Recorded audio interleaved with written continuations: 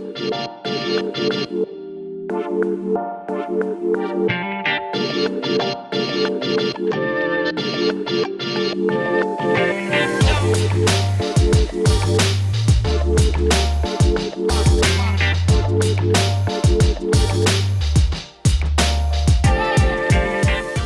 folks, welcome back to Discerning Spirits, the show where we talk about Enneagram types over cocktails. I'm your bartender, Dan Prevet. And I'm your bar patron, Colton Simmons. And today we're talking about Type 4, the Individualist. Dan, as an individualist, what are we drinking today? So this one has a special place in my heart. As a 4, it's obviously the most special. So I thought about doing a martini, but not just any martini. We're gonna do a very classic version on the martini, the Vesper. Often called simply a Vesper or a Vesper Martini. We're gonna do a perfect balance of vodka, gin, and Lillet Blanc. It's light, easy drinking, refreshing, and virtually not what anybody thinks of when they think of a martini. All right, my friend. So for the Type 4, the Individualist, the Vesper Martini. Cheers. All right, cheers. This is your cocktail, man. This is it. Oh, it smells so good. All right, so the reason I went with a Vesper Yes. is I feel like martinis, kind of like our Individualists, and we'll get into this, martinis as a drink have a real reputation. Yeah. I feel like the majority of people, when coming into a bar and they order a martini, they order a martini in extremes. They order a martini, either let me get a martini, vodka, filthy dirty. I want so much olive juice in that thing. I want cold soup. Or let me get a gin martini, bone dry. Yeah. I don't even want it to get to know a bottle of vermouth. Which is like, well, that's just cold gin. Yeah. But martinis have this reputation of being really extreme cocktails. Yeah. And I think the way I picture martini drinkers is they tend to feel that the way they drink their martini is the only way to drink a martini. And what I like about the Vesper is because it is a super traditional classic cocktail. It's very old. It's been around forever. For as long as James Bond has been around. At least as long as James Bond has been around, which is hundreds of years at this point, I think. But it's a great balance. Yeah. It's a really easy balance of gin, vodka, and Lillet Blanc, which is a really light, refreshing combination of flavors. You've got some herbs from the gin. You have a clean, cutting, simple spirit from the vodka. The Lillet Blanc has just a touch of sweetness and kind of a floral aroma. So it's a really strong drink, but it's kind of suspiciously easy to drink. And I think what I like about it in context of the 4 is that it's really light.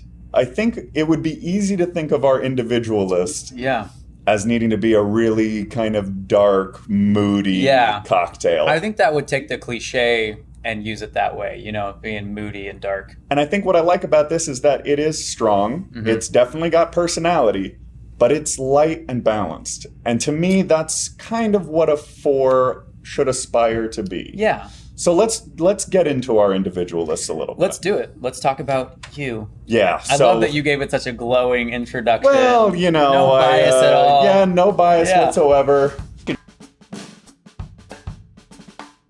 This was certainly an interpretation, but I would love to hear your interpretation of the Type 4. Okay. So I always think of Type 4s, everybody thinks of them as artists. I think of them as people who have the emotional diversity like no one else has. I mean, they go up and down in the span of an hour, and that would take me a week to experience that many highs and lows emotionally and to still function throughout the day. 4s can weather that because I think at their core, they're okay with a mix of beauty and darkness. You guys really, that is your gift. I mean, that's your gift as communicators and artists, is you can hold two different truths at the same time. You can hold the darkness of life.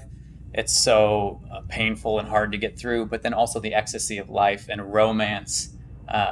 You guys have both of those things together so intimately inside of you. Well, I don't know that it comes as being like a willful choice so much as we just wouldn't know how else to experience the world. So let me ask you this, and I really would love to hear your answers regardless of my feelings about it. So tell me a little bit about, let's just talk about like the core desires and core fears of the four. So core desires are to be seen and to be appreciated as a unique individual. That's what the term individualist comes from. Well, thanks for noticing how hard I worked on these cocktails. You are a gorgeous little flower, my friend. I really appreciate it. So a lot of fours, you tell me if this is true for you, they didn't feel like either parent truly understood who they were. It's not that their parents didn't love them, they weren't there supporting them or cheering them on, but there's something deep down that the fours didn't get right away, which was, my parents just don't get me.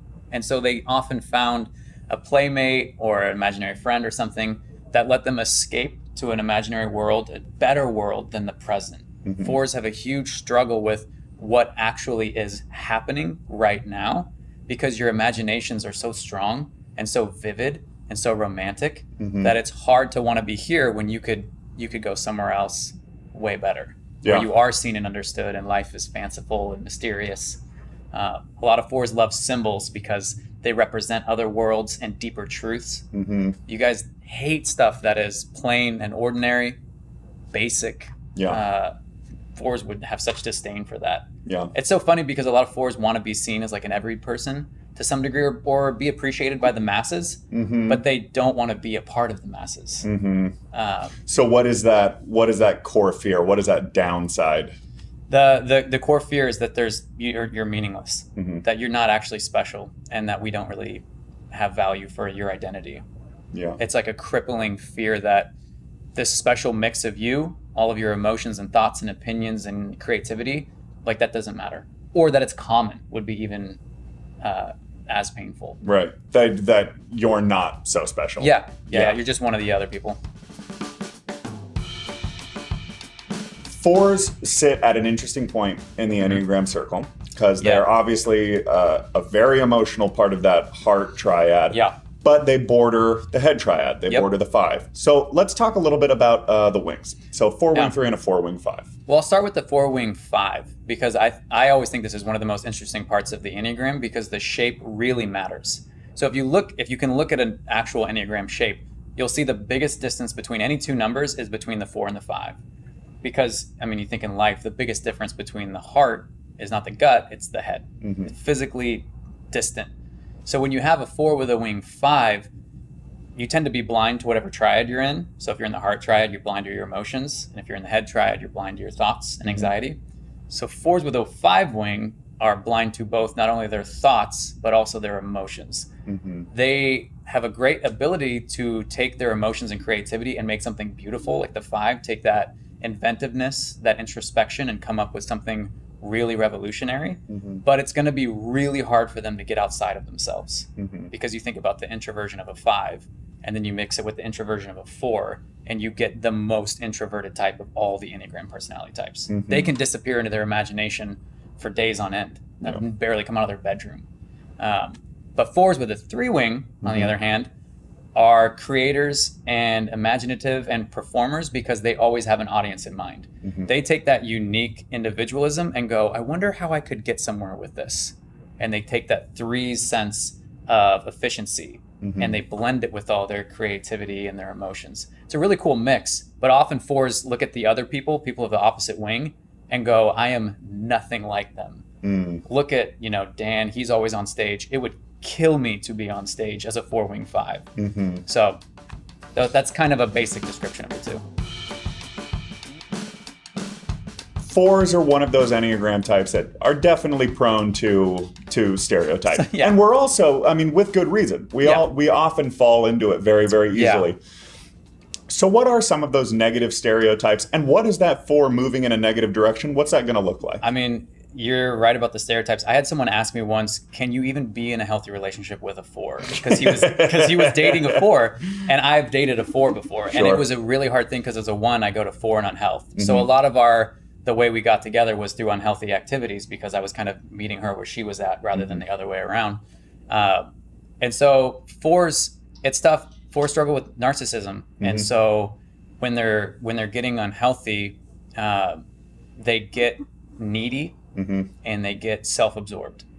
So it's really hard if you even have like a 4 for a boss and they're supposed to be in charge of you, but they're in this unhealthy place and they become needy for approval, needy for your attention. Yeah. And I've seen this in the workplace, and it's it almost feels like a reversal of roles where it's like, you're the boss. Why are you so needy? And why are you looking to me for attention? Or I imagine it could be tricky in a parental relationship as well. Parental relationship would be super odd as well, hard to manage. But when 4s are healthy, they go to 1. And so they take that subjective sense of emotions and they move it towards the more objective sense of the 1, right and wrong, propriety. They get more concerned with, okay, I know I'm feeling these things, but objectively, what's the right thing to do here? How can I be organized? Kind of that devil may care. I don't want to say sloppiness, because 4s can be really refined and perfectionistic. But it's like they almost clean off. I'm sure you felt this way. Like you just clean your desk off and put everything away, and all of a sudden you're like, I feel immediately feel incredible. Better. Yeah. 4s really benefit from a sense of cleanliness and order, because without order and structure and some boundaries, those emotions just swing you from side to side.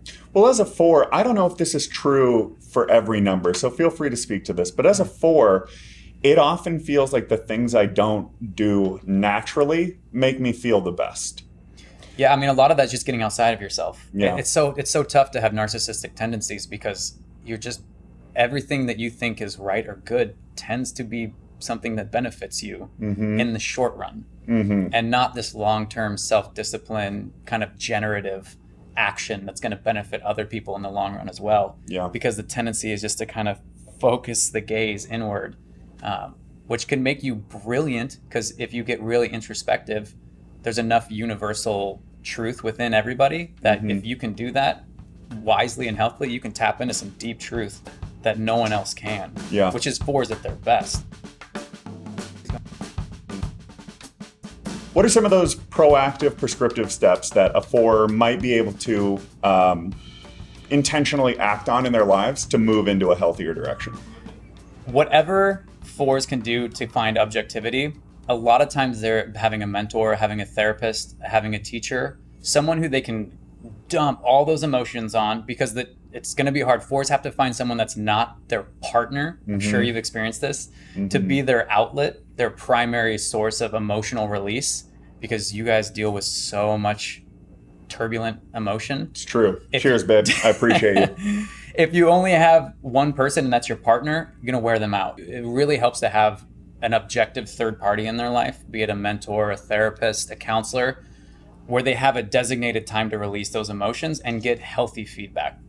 If it becomes, a best friend or a partner, we're just not wired for that. And you 4s are just capable of experiencing a deep amount of emotions and truth. So it's a blessing and a curse, because it makes you insightful and empathetic and warm, but it has to be funneled in healthy directions.